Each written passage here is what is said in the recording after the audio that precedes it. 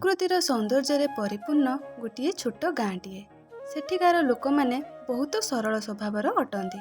ସେମାନେ ଚାଷ କାମ କରି ତାଙ୍କର ପରିବାର ଚଳାନ୍ତି। ସେହି ଗ୍ରାମରେ ଜଣେ ନିଷ୍ଠୁର ସାହୁକାର ଥିଲା, ଯିଏକି ଲୋକମାନଙ୍କୁ ପଇସା କରଜ ଦିଏ ଆଉ ସେମାନଙ୍କଠୁ ଅଧିକ ସୁଧ ହାସଲ କରେ। ସାହୁକାରର ଏଭଳି ସ୍ୱଭାବ ଯୋଗୁଁ ଗାଁ ଲୋକେ ତାକୁ ଭଲ ପାଆନ୍ତି ନାହିଁ। ସେହି ଗ୍ରାମରେ ମଧୁ ନାମକ ଜଣେ ଗରିବ ଚାଷୀଟିଏ ତାର ପରିବାର ସହିତ ରହୁଥିଲା। ଦିନେ ମଧୁର ଝିଅ ବାହାଘର ଠିକ୍ ହୋଇଗଲା। ମଧୁର ସ୍ତ୍ରୀ ମଧୁକୁ କହିଲା, ଆମ ପାଖରେ ତ ପଇସା ନାହିଁ, ଝିଅ ବାହାଘର କେମିତି କରିବା? ତମେ ଯାଅ ସାହୁକାର ପାଖରୁ ପଇସା କରଜକୁ ଆଣିବ। ମଧୁ କହିଲା, ମୁଁ ସାହୁକାର ପାଖରୁ ପଇସା କରଜକୁ ଆଣିବି ନାହିଁ। ତମେ ତ ଜାଣିଛ ସାହୁକାର କେମିତିକା ଲୋକ। ଯଦି ଆମେ ସମୟରେ ତାଙ୍କୁ ପଇସା ନ ଦେଇ ପାରିବା ସେ ଆମକୁ ହଇରାଣ କରିବ।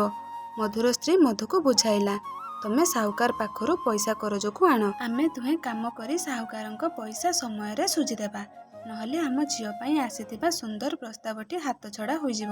ଶେଷରେ ମଧୁ ତାର ସ୍ତ୍ରୀ କଥାରେ ରାଜି ହୋଇ ସାହୁକାର ପାଖରୁ ପଇସା କରଜକୁ ଆଣି ତାର ଝିଅ ବାହାଘର କଲା।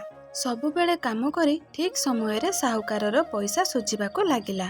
ହଠାତ୍ ଦିନେ ମଧୁ ଅସୁସ୍ଥ ହୋଇଗଲା, ଆଉ କାମକୁ ଯାଇପାରିଲା ନାହିଁ ଆଉ ଠିକ୍ ସମୟରେ ସାହୁକାରର ସୁଧ ପଇସା ଦେଇପାରିଲା ନାହିଁ। ଏପଟେ ସାହୁକାରକୁ ଠିକ୍ ସମୟରେ ପଇସା ନ ମିଳିବାରୁ ସେ ଆସି ମଧୁ ଘରେ ପହଞ୍ଚିଲା ଆଉ ମଧୁକୁ ଗାଳିଗୁଲଜ କଲା। ମଧୁ ଯେତେ ବିନତି କଲା ସାହୁକାର ଶୁଣିଲା ନାହିଁ। ସେମାନଙ୍କୁ ଘରୁ ବାହାର କରିଦେଲା ଆଉ କହିଲା, ଯେଉଁଦିନ ମୋତେ ମୋ ସମ୍ପୂର୍ଣ୍ଣ ପଇସା ଦେଇଦେବ ସେହିଦିନ ତୁମକୁ ତୁମ ଘର ମିଳିଯିବ। ମଧୁ ମନ ଦୁଃଖରେ ସେଠାରୁ ତା ପରିବାରକୁ ନେଇ ଚାଲିଗଲା। କିଛି ଦିନ ବିତିଗଲା। ଦିନେ ସାହୁକାର ବଜାରରୁ ଫେରୁଥିବା ବାଟରେ ଗୋଟିଏ ଖାଲରେ ଗଳି ପଡ଼ିଲା। ଲୋକଙ୍କୁ ଖାଲରୁ ତାକୁ ଉଦ୍ଧାର କରିବା ପାଇଁ ଡାକ ପକାଇଲା, କିନ୍ତୁ ଲୋକମାନେ ନିଷ୍ଠୁର ସାହୁକାରକୁ ଖାଲରେ ପଡ଼ିଥିବାର ଦେଖି ତାକୁ ଅଣଦେଖା କରି ଚାଲିଯାଆନ୍ତି। କିଛି ସମୟ ପରେ ମଧୁର ପୁଅ ସେହି ବାଟ ଦେଇ ଆସୁଥିଲା। ସାହୁକାରର ଚିତ୍କାର ଶୁଣି ସେ ଖାଲ ପାଖକୁ ଆସିଲା ଆଉ ତାକୁ ସେ ଖାଲରୁ ଉଦ୍ଧାର କଲା। ସାହୁକାର ଖାଲରୁ ଉପରକୁ ବାହାରି ଆସିଲା ପରେ ମଧୁର ପୁଅକୁ ସାମ୍ନାରେ ଦେଖି କାନ୍ଦିବାକୁ ଲାଗିଲା ଆଉ କହିଲା, ମୋ ବିପଦ ସମୟରେ ମୁଁ ସମସ୍ତଙ୍କୁ ଡାକ ପକାଇଲି, କିନ୍ତୁ କେହି ମୋତେ ସାହାଯ୍ୟ କଲେ ନାହିଁ।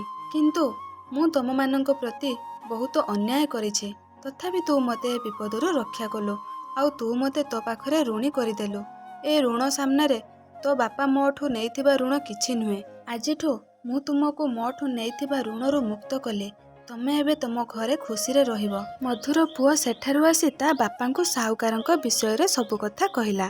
ମଧୁ ଆଉ ତାର ସ୍ତ୍ରୀ ତାଙ୍କର ଘର ଫେରି ପାଇଥିବାରୁ ଖୁସି ହୋଇଗଲେ ଆଉ ସେହି ଦିନଠୁ ମଧ୍ୟ ସାହୁକାରର ସ୍ୱଭାବରେ ପରିବର୍ତ୍ତନ ଆସିଲା। ସେ ଜଣେ ଭଲ ମଣିଷ ହୋଇଗଲା।